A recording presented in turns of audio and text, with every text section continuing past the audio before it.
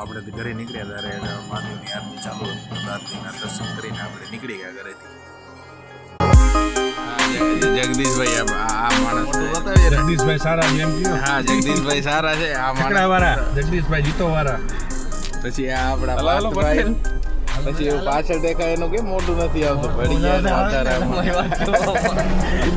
આનંદભાઈ નું મોટું નથી આવતું.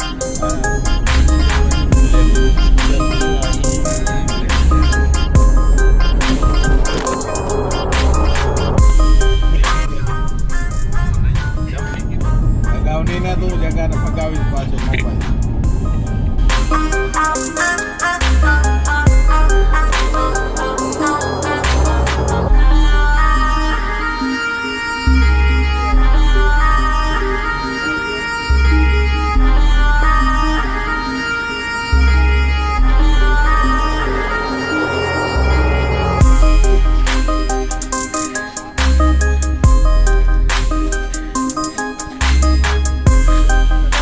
ઘોડે બજેરો